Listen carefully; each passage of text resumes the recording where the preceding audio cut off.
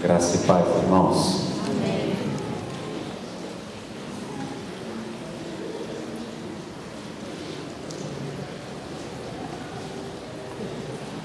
Eu tenho um toque, tá? Eu posso ficar, né? A porta está limpa. Glória.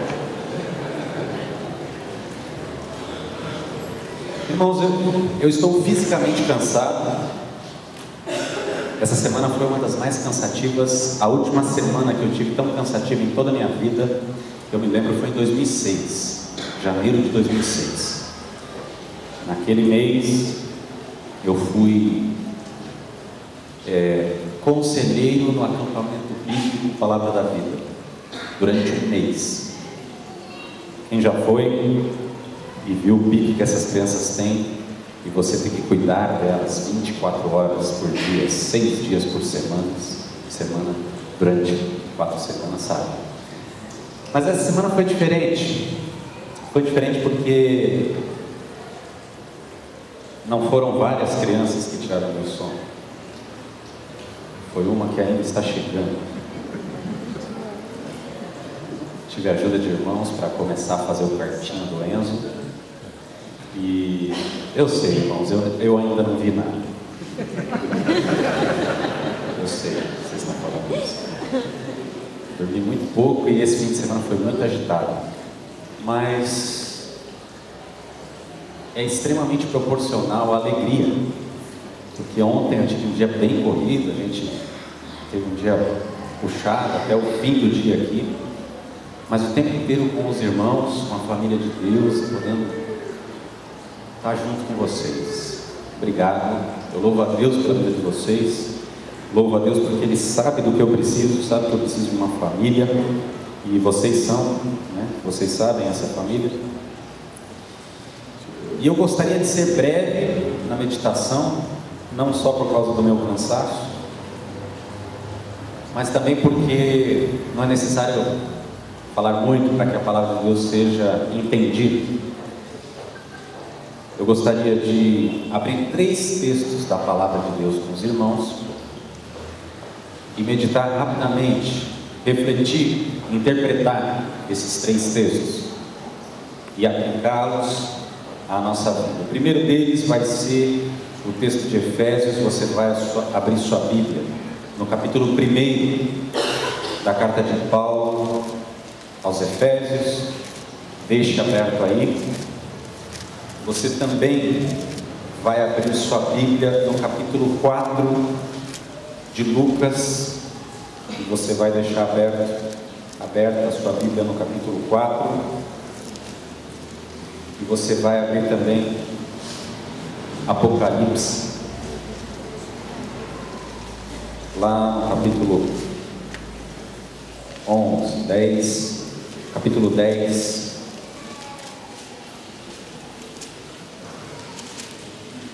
capítulo 10 de Apocalipse. Nós vamos orar, pedir que Deus abençoe esse tempo de meditação sobre a sua palavra. E eu peço que você, juntamente comigo, ore. Peça que Deus nos abençoe nesse tempo, que seja a palavra dele falando no mais profundo do seu coração, e que não sejam ideias e pensamentos meramente humanos. Então eu convido você a abaixar sua cabeça, fechar seus olhos e juntos clamarmos pelo Senhor. Te agradecemos, Pai, porque o Senhor está aqui conosco. Te agradecemos porque a Tua palavra, Pai, é viva, é eficaz e fala no mais profundo do nosso coração.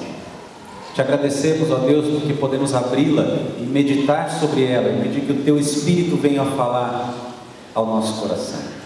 Clamamos, ó Deus, que o Senhor fale, que o Senhor tenha liberdade, que o Teu Espírito use, por favor, a minha vida. Eu preciso do Senhor, preciso que o Senhor fale, e nós clamamos juntos aqui pela Tua presença, clamamos juntos pelo Senhor, pedindo que a Tua bondade seja evidente para nós durante esse tempo de meditação sobre a Tua palavra. Nós pedimos, Pai, no nome e nos méritos do nosso Senhor Jesus Cristo. Amém. Amém, irmãos. Vamos Antes de ler os textos, lembrar que nessa semana a nossa igreja completou 68 anos de existência. O início dela foi aqui na Rua das Chácaras, irmãos piedosos buscando a palavra do Senhor, buscando entender a vontade de Deus para suas vidas, clamavam ao Senhor que Ele os abençoasse, sob a liderança do presbítero Carvalho, o pai do nosso irmão Ari. E esses irmãos buscaram ao Senhor e buscaram na sua palavra motivos para viver. Os anos se passaram, um prédio foi, outro se colocou no lugar. Esse prédio, inaugurado em 2005, estou certo? 2007, desde então, você olha ao seu redor e vê essa construção. Mas o fato é que toda essa construção e a vida dessas pessoas tem razões, tem porquês, tem explicações. E muito mais importante do que a estrutura são as pessoas que fazem parte dela. Muito mais importante do que a organização, existe um organismo vivo aqui dentro. E esse organismo nós vemos, chama-se igreja. A palavra deixa isso muito claro. Paulo, nas suas cartas, costumava saudar os irmãos lá no final, dizendo: mande saudações à igreja que se reúne na casa de... E então citava o nome de um irmão. A igreja que se reúne na casa de tal irmão. Porque a igreja são pessoas. A igreja é formada por indivíduos que formam um organismo, e esse organismo nós entendemos pela palavra que tem características. Nós estamos aqui reunidos não porque somos algumas pessoas que precisam de um relacionamento simplesmente, porque se fosse só isso seríamos um clube. E como clube, vamos ser sinceros, teríamos muito pouco para oferecer. Tem clubes melhores por aí. Existem estruturas feitas para diversão, para reunião de pessoas. Não é só isso. Nós estamos aqui entendendo o fato de que Deus, em algum momento, falou ao seu coração, te trouxe a esse lugar, te identificou com algumas pessoas por meio de um que se chama Jesus. Quando esse Deus te trouxe para esse lugar, te trouxe com propósitos, te trouxe com uma razão, te trouxe de algum lugar. Falar sobre a igreja, claro, é muito mais do que falar sobre 68 anos de história de uma igreja. Para nós, esses 68 anos são muito especiais. Mas existem realidades, verdades da palavra de Deus, que, se forem ignoradas por você e por mim, trarão sérias consequências para esta igreja que se reúne aqui. E quando eu pensava em falar e trazer algo que pudesse ajudar você e me ajudar, eu pensei em definir um pouco melhor, relembrar verdades antigas sobre o que é a igreja. Então, o que eu pretendo nessa noite fazer de forma breve, através desses 3 textos, é falar de forma clara e objetiva sobre aspectos importantes da igreja. Falar um pouco sobre a sua forma, falar sobre a sua função e falar sobre o seu futuro. Falar sobre a sua forma, porque se nós entendemos bem quem somos, podemos de fato realizar as tarefas de forma mais adequada, realizando aquilo para o que fomos chamados de forma mais adequada, vamos consolidando algo que se consumará no futuro. Existe um futuro para a igreja de Deus, existe um futuro para você, mas existe um presente e existe um passado. Pensando nesses aspectos, eu gostaria de abordar primeiro a primeira questão: quem nós somos? Quem é essa igreja? O que é essa igreja? E o que não é essa igreja? É interessante perceber que quando nós tentamos definir algum assunto, nós muitas vezes descobrimos muitas coisas sobre o que aquele assunto não trata. Muitos filósofos tentando entender, por exemplo, a alegria, eles começam a entender muito melhor o que não é a alegria e o que não está contido ali. Dessa mesma forma, nós vamos olhar para quem nós não somos e para quem nós somos, através dos versículos 22 e 23 de Efésios capítulo 1. E eu convido você para olhar para a sua Bíblia nesse momento e ler junto comigo.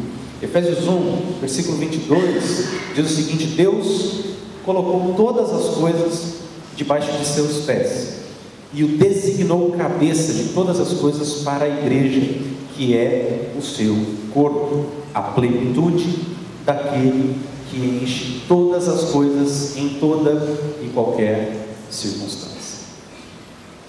O trecho que nós estamos lendo é o encerramento de um capítulo no qual Paulo já falou sobre a eleição dos crentes feita antes do conhecimento que você pudesse ter da sua própria existência.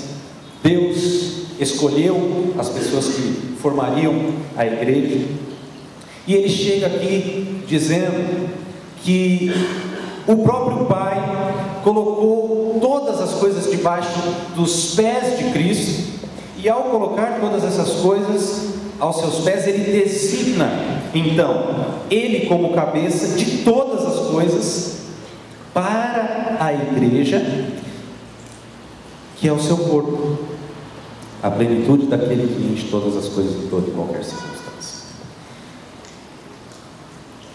Quando fala que ele é a cabeça, nós entendemos que somos o restante do corpo.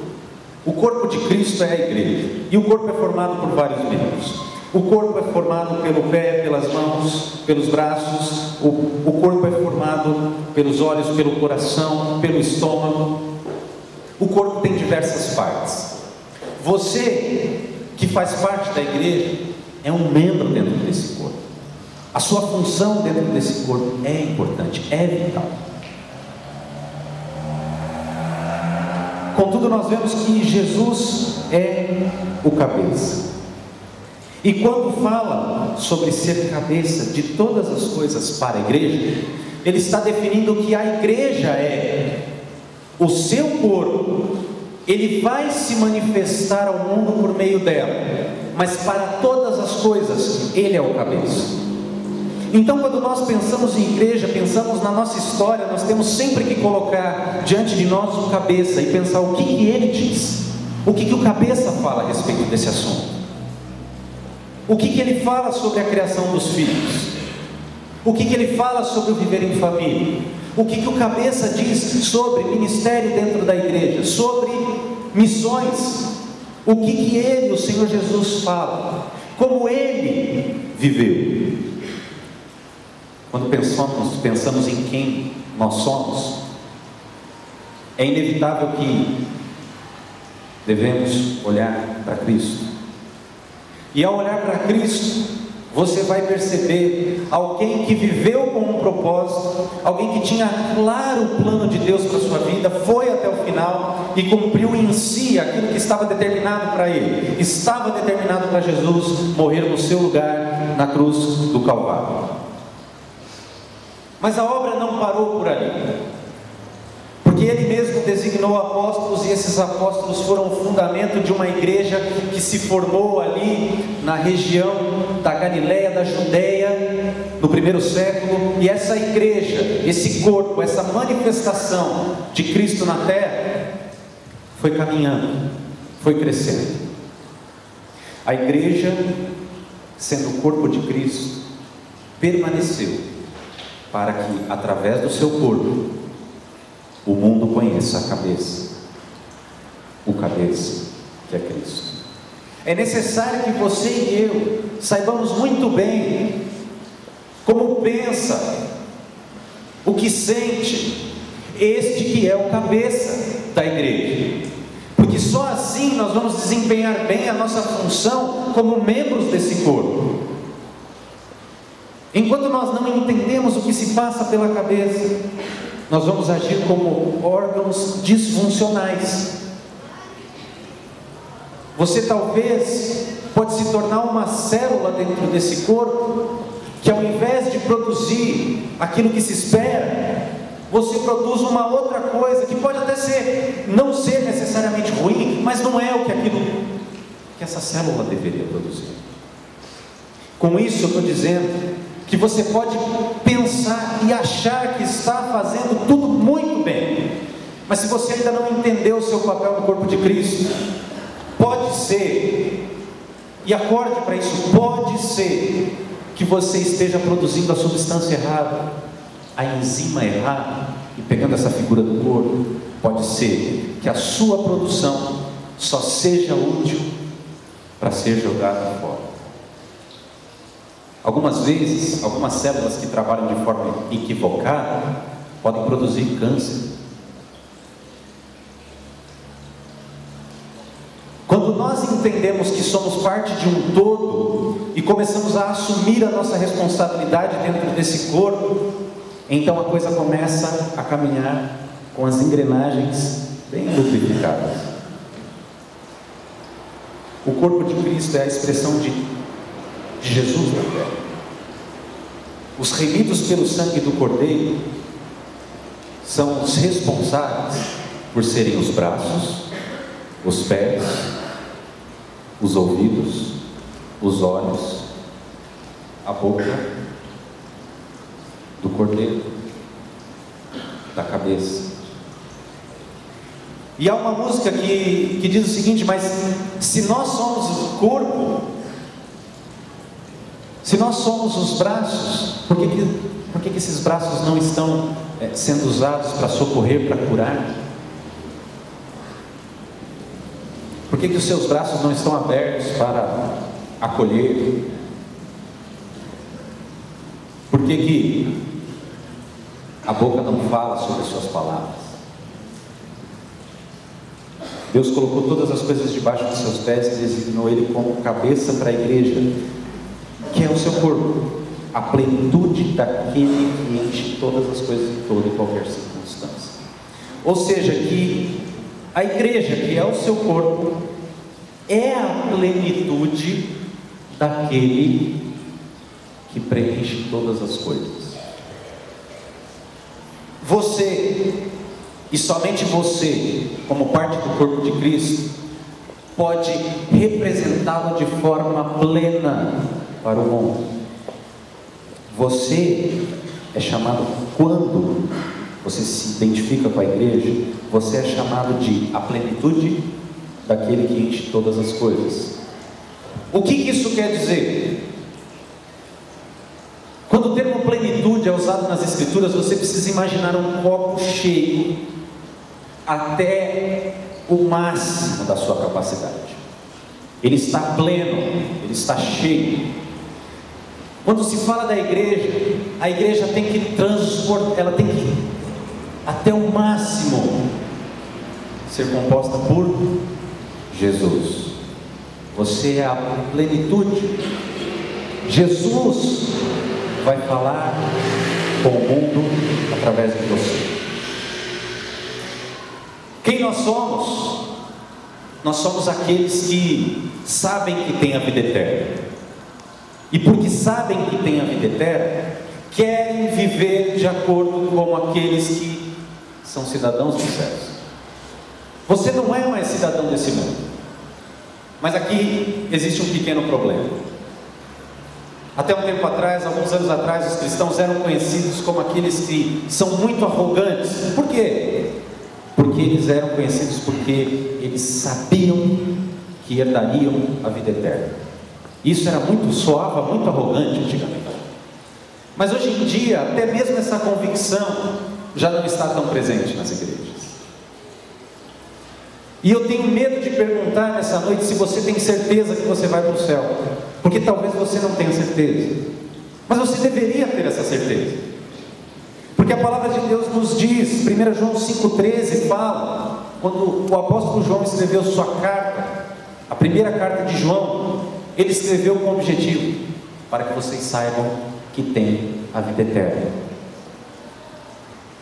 Mas se eu acho que a vida eterna é resultado de obras que eu pratico, ou de frequência a este prédio, ou de boas obras, ou de quantidade de oração, então eu nunca vou ter certeza se eu tenho a vida eterna. Eu só vou ter vida eterna quando eu entender que pela graça, e somente pela graça, nada além da graça te resgatou. E quando você entender também, junto com isso tudo, que é pela graça que você permanece, é pela graça que você ainda está, é pela graça e somente por ela que você ainda é parte do corpo de Cristo. É pela graça do começo ao fim. Não tem mérito nenhum nisso aqui. É a graça de Deus operando em você o tempo inteiro, te livrando do império das trevas e trazendo você para o reino do Filho do seu amor, te livrando do lamaçal do pecado e trazendo para uma vida santa, não por causa do seu mérito, mas por causa da graça de Cristo, te livrando da condenação do pecado, não por causa do fato de você ser muito especial, mas porque Deus pagou em Cristo toda a tua dívida. Por isso é possível ter certeza, é possível dizer: eu sei que eu vou para o céu. E aí alguém chega: nossa, como você é arrogante, por que você fala isso? Porque eu sei que eu não valho nada, porque eu sei que eu fui resgatado de um lamaçal de pecados, eu sei que por mim mesmo eu nunca me salvaria, eu sei que eu nunca tive essa capacidade. Por isso eu tenho certeza, porque falaram para mim e me mostraram através das Escrituras que Cristo morreu no meu lugar e pagou por todos os meus pecados. E ali naquela cruz Ele pregou o espírito de dívida que era contra nós e disse: está consumado. Eu morri por eles. Se você, Satanás, quiser acusá-los, você tem que falar comigo antes agora, porque ele confia em mim pela fé. Eu o salvo. Eu, Jesus, salvei. Se você ainda não tem essa convicção, talvez seja o momento de se questionar no mais profundo da sua alma, porque ainda que nós possamos fazer parte dessa igreja que se une aqui há 68 anos, mais de 68 anos, você pode ter seu nome escrito no rol de membros, mas pode ser que não esteja escrito no livro da vida. Por isso questione-se e pergunte diante de Deus: Senhor, meu nome está aí. Eu lembro quando eu não tinha meu nome escrito no livro da vida, eu lembro, e eu lembro da oração que eu fazia. Deus ouve a oração de império. Eu falava o seguinte: Senhor, se eu ainda não sou desses, e eu sentia lá no fundo que eu não era, porque esse povo é meio doido, eles ficam cantando, eles ficam, sabe, eles só falam de Jesus, tudo é glória a Deus, coisa esquisita. Se eu não sou um desses, se eu não sou salvo, e eu chegar um dia na sua presença e o Senhor falar que eu não era dos seus, eu só queria te pedir uma coisa: que eu pudesse voltar e viver e saber como era ter sido um verdadeiro cristão. Falei isso, eu não era crente, não era salvo, mas frequentava a igreja. Talvez você possa fazer essa mesma oração. O que não é ser igreja? Participar de reuniões não é ser igreja. Fazer boas obras não é ser igreja. Orar de vez em quando e ler a palavra de vez em quando não é ser igreja. Condenar os demais pecadores que não frequentam a sua igreja não é ser igreja. Saber diferenciar o que é certo e errado não é ser igreja. Qualquer ímpio sabe fazer isso. Ser igreja é pertencer a Jesus Cristo, ser conhecido por Ele e conhecê-lo profundamente.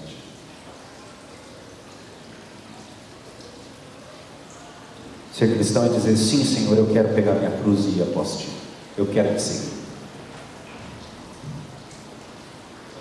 Essa certeza só existe no coração daquele que se entregou de todo o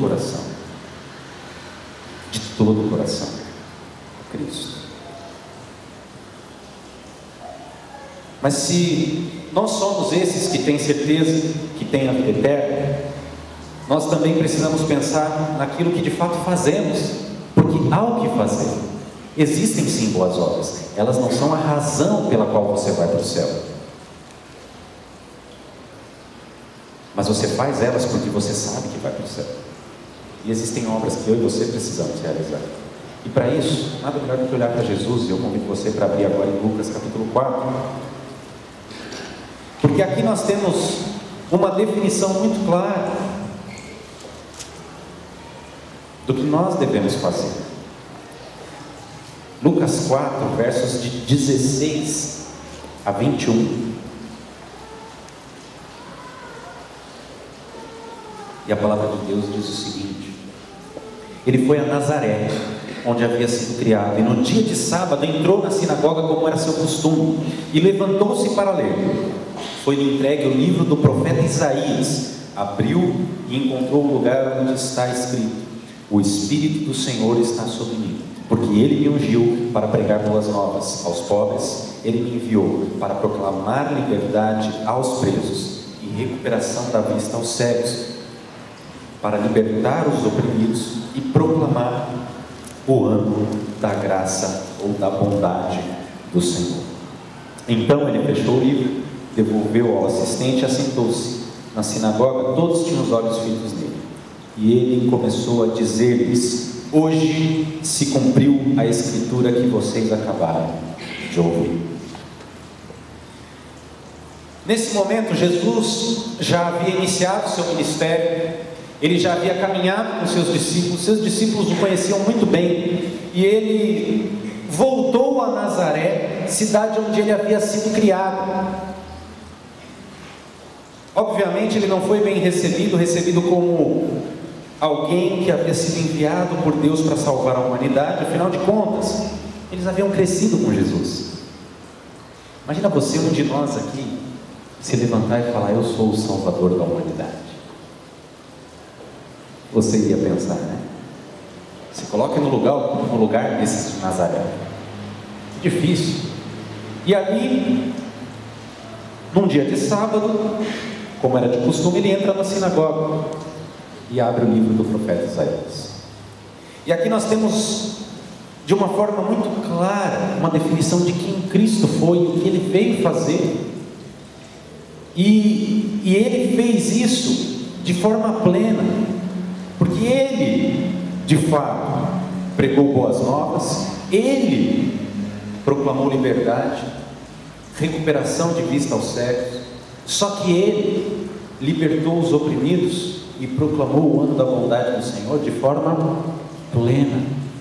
Ele consumou a obra. Só que se nós somos o seu corpo, olhar para essa definição deve nos trazer a responsabilidade de realizar, naquilo que nos cabe, a mesma obra do Senhor. Você é corpo? Se você é corpo, você precisa seguir a cabeça. O Espírito do Senhor está sobre mim.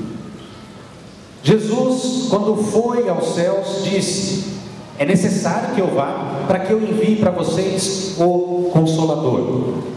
Então o Espírito Santo é enviado no dia de Pentecostes aos discípulos, e ali naquele local, línguas como de fogo foram distribuídas, e as pessoas vinham e ouviam as maravilhas de Deus nos seus idiomas, e falavam: nossa, mas como ouvimos eles falando as maravilhas de Deus na nossa língua, se eles não são da nossa nação? E ali o poder de Deus se manifestou, e o Espírito de Deus começou a mover a igreja, e a igreja ia com poder pregando o Evangelho, e o Evangelho era pregado a todas as pessoas. O Espírito do Senhor está sobre mim. Será que você pode falar essa frase? Você deve falar essa frase, porque o Espírito de Deus vem sobre aquele que crê que Cristo é o Messias. O Espírito do Senhor está sobre mim. Eu posso falar isso hoje. Ah, mas é porque o senhor é pastor? Não, eu sou crente. Eu posso falar isso tanto quanto você. E você deve lembrar-se de que o poder que vem sobre você para realizar as obras que Deus requer, vem por meio do Espírito Santo de Deus que habita na sua vida. E esse Espírito foi dado para que você possa entender profundamente os pensamentos de Deus e, através desse entendimento, ir à frente na obra que Ele tem para você. O Senhor veio sobre você e Ele também te envia agora para anunciar boas novas aos pobres. A função nossa como corpo de Cristo é anunciar boas notícias para esse mundo perdido. O Espírito de Deus veio sobre você e veio sobre mim para que nós, como corpo de Cristo, sejamos mensageiros de uma palavra que é poderosa para livrar qualquer pessoa do império das trevas. O Espírito de Deus, quando vem sobre você, vem para te ajudar, te auxiliar, te dar as palavras corretas, para que você seja um mensageiro dessas boas novas. As boas notícias são a salvação para você, pecador. Existe salvação. Essa é a boa notícia. Aos pobres, sim. Quais pobres? Todos os pobres de espírito. Nós vemos isso no Sermão do Monte claramente, porque Deus quer que você anuncie o Evangelho a todos, mas de fato ele será recebido pelos pobres de espírito. São eles que receberão. Anuncie aos pobres. Não anuncie só essas boas novas, porque ele também quer proclamar liberdade aos presos. As pessoas estão presas por causa do pecado, do seu próprio pecado, do pecado de outros, mas estão presas. E você tem a missão, como corpo de Cristo que você é, de anunciar, de proclamar a liberdade que Deus tem em Cristo para todo homem. Você tem essa mensagem, ela está nas suas mãos. Existem presos em diversos âmbitos, mas aqui eu tenho certeza que ele está falando dos presos, dos cativos espirituais, mas também recuperação da vista aos cegos. Irmãos, houve um cego que se encontrou com Jesus, literalmente cego. E ele, ao se encontrar com Jesus, a pergunta que é: você crê que eu posso te curar? Sim, Senhor, se pode, né? Me cura. E ao curar aquele homem, Jesus está ensinando algo muito, muito grandioso, porque aquele homem era judeu e ele teve que ir até a sinagoga, teve que mostrar que ele era agora alguém que enxergava. E Jesus falou claramente para aqueles homens, aqueles fariseus: vocês são os piores cegos. É a vocês que eu quero dar vista. Mas vocês têm um problema. Vocês falam que vocês enxergam. Vocês acham que enxergam. Portanto, para aquele que acha que conhece a verdade, mesmo não conhecendo, Jesus fala: o seu pecado agora permanece sobre você. Porque aqueles fariseus não queriam enxergar o óbvio, que Jesus era de fato o Messias. Ele era de fato o Filho de Deus enviado ao mundo para morrer pelo pecado de todos. Mas ao questioná-lo, ao dizer não, isso não é verdade, eles julgaram-se mais conhecedores da verdade do que a Cristo, e portanto permaneceram na sua cegueira. Você tem uma mensagem de recuperação de vista para os cegos, porque as boas novas de salvação trazem vista aos cegos, aqueles que não estão entendendo as coisas mais lógicas do mundo, porque o mundo espiritual, irmãos, é feito de coisas tão óbvias para aqueles que creem, para aqueles que já nasceram de novo. É tão claro, mas para o perdido é confusão. é confusão atrás de confusão. Você foi enviado para libertar os oprimidos. E aqui, quando fala de opressão, a ideia já não é tanto interna, mas externa, de pressão externa para dentro. Jesus estava totalmente focado em libertar dos aguilhões todos os oprimidos. As pessoas estão oprimidas. São Paulo está oprimido. Seja pelo governo, seja por pessoas ao seu redor, e principalmente pelo inimigo que oprime as almas dos homens. Essa é uma verdade que nós não temos como negar. A opressão é real nos nossos dias. Pessoas oprimidas de todos os lados. Por todos os lados que você olhar, você vai encontrar pessoas oprimidas. Jesus veio libertar. Veio usar a sua vida para que essas pessoas sejam libertas. Mas você pode se perguntar, tá? No âmbito espiritual até pode ser, mas para libertar também da opressão de outras pessoas? Sim. Porque os discípulos foram libertos da opressão dos homens de Jerusalém também, daqueles mestres da lei que os oprimiam. Mas pastor, eles não foram presos também? Sim, mas sua alma estava livre, seu espírito estava livre no Senhor, e aquela opressão não tinha poder nenhum sobre eles, porque Jesus liberta, e liberta em todos os âmbitos, e emocionalmente também liberta aquele que tem medo do futuro, liberta o oprimido por causa dos seus próprios pecados, liberta o oprimido por causa dos pecados de outros, liberta o jovem que está sendo oprimido por causa das drogas. Jesus liberta, mas Ele quer usar você para libertar as pessoas e para proclamar o ano da bondade do Senhor. Irmãos, essa expressão, o ano da bondade do Senhor, faz alusão a uma verdade do Antigo Testamento. Existia um ano em que todas as dívidas deviam ser perdoadas. De 7 em 7 anos se devia libertar os escravos hebreus. Se você fosse da nação de Israel e você se tornasse escravo do seu irmão por algum motivo, você só poderia ser escravo dele durante 6 anos. No 7º ano ele deveria te libertar. E esse ano era chamado de o ano da bondade do Senhor. E as dívidas também deviam ser canceladas. Ou seja, se você tinha uma dívida com o irmão, você tentava tudo mais pagar, tal, ia pagando, mas se chegasse no 7º ano, aquela dívida era perdoada. Tanto é que Deus fala na palavra que ele estava de olho naqueles irmãos que, quando ia chegando perto do 6º ano, parava de emprestar qualquer coisa. Porque se eu empresto agora, rapaz, ano que vem está aí, né? O ano da bondade do Senhor vai ser perdoado.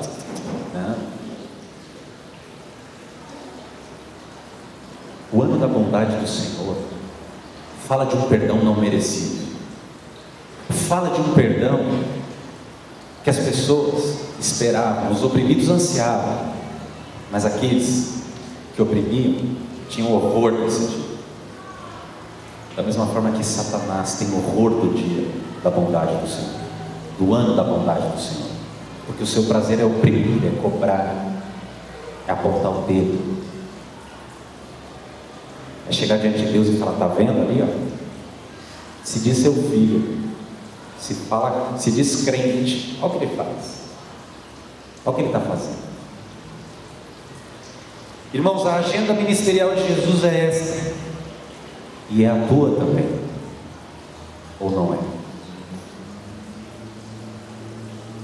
Porque se não é, sua agenda precisa ser transformada. Não mais do que não. E você gravar isso aqui no espelho da sua casa e falar: Senhor, para isso que eu estou aqui, amém. Eu sou parte da tua igreja, eu sou teu corpo, eu estou aqui para isso. E por fim, irmãos, é necessário pensar no futuro, porque o futuro nos traz esperança, nos traz alegria, e nada melhor do que Apocalipse para falar sobre esse futuro.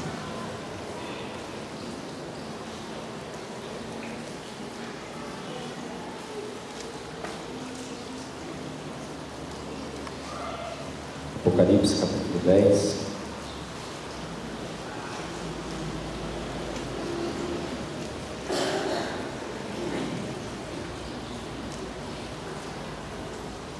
Desculpa, é isso mesmo. Apocalipse capítulo 11, versos de 15 em diante. Diz o seguinte: o sétimo anjo tocou a sua trombeta, e houve fortes vozes nos céus que diziam: o reino do mundo se tornou de nosso Senhor e do seu Cristo, e ele reinará para todo sempre. Irmãos, a sétima trombeta será tocada.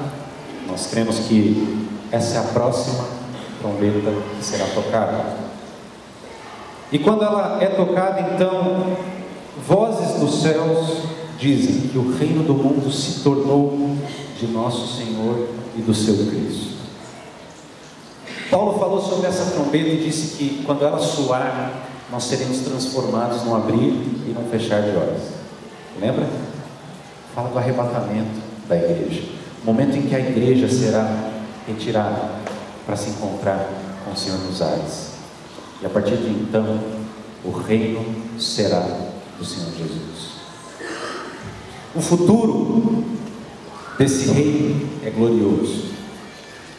Os anciãos diante do trono dizem: graças te damos, Senhor Deus, tu és o Todo-Poderoso, tu que eras e assumiste com teu grande poder, começaste a reinar, as nações se iraram, mas chegou o dia da tua ira, chegou o tempo de julgares os mortos, de recompensares os teus servos, os profetas, os teus santos e os que temem o teu nome. Chegará um momento em que todos serão julgados, e os segredos dos homens estarão diante do Senhor. Os segredos dos homens estarão expostos, para que eles sejam julgados de acordo com o seu procedimento. Esse futuro glorioso implica no reinado literal de Jesus Cristo sobre a terra. Então, ele vai definitivamente acabar com toda opressão, definitivamente acabar com toda injustiça, de uma vez por todas, tirar de sobre a terra o ímpio e fazer com que ele tenha aquilo que ele merece, aquilo que ele plantou durante toda a sua vida. O Senhor Jesus mostra a sua agenda e fala para você que é da igreja de Cristo, olhar para o futuro, e ao olhar para esse futuro, tirar de lá esperanças, porque tudo aquilo que a gente tanto anseia e que a gente só vê em parte hoje, então será visto plenamente, então será contemplado em toda a sua glória e sua beleza. O reinado de Jesus é descrito de forma maravilhosa na Bíblia. São as bodas do Cordeiro. Ele virá, e as bodas do Cordeiro são o início do seu reinado. Ou seja, que você e eu estaremos presentes ali como a noiva de Cristo, porque a igreja também é apresentada na palavra como a noiva que vai se encontrar com ele nos ares. Então se celebrará o casamento do Cordeiro. E então essa ligação que você tem com Cristo, que hoje está lá guardada no teu coração, se tornará tão evidente, tão clara, que você vai falar: nossa, não é só algo interno, agora meus olhos veem, agora eu vejo o meu Senhor, aquele que morreu no Calvário por mim. Essa é a nossa esperança, o dia em que nos encontraremos com Ele nos ares, o dia em que seremos libertos de toda a culpa, de todo o poder, e definitivamente libertos da presença do pecado. Não haverá mais choro, não haverá sofrimento, dor, porque estaremos na presença do Senhor para sempre. Que você anseie por esse dia, porque uma das características da igreja é desejar esse dia, é falar: vem, Senhor Jesus. Há 68 anos atrás, alguns irmãos se reuniam aqui na Rua das Chácaras e desde então anunciavam que o Senhor Jesus viria. Nós permanecemos anunciando: Ele virá, Nós sabemos que Ele virá. E quando alguns quiserem tirar sarro da sua cara e falar: nossa, mas está demorando, né? Você pode responder como a Escritura diz: Ele só está demorando por causa da misericórdia que Ele tem de você, porque Ele quer que você seja salvo, porque Ele está te dando tempo para se arrepender, e por nenhum outro motivo. Você que é a igreja precisa ansiar esse dia, deseje, sonhe com esse dia, porque ele vai acontecer. Então muitos que antes riram de você vão se dobrar diante do cabeça da igreja, Cristo Jesus, nosso Senhor. Amém? Baixe a cabeça, feche seus olhos, vamos orar.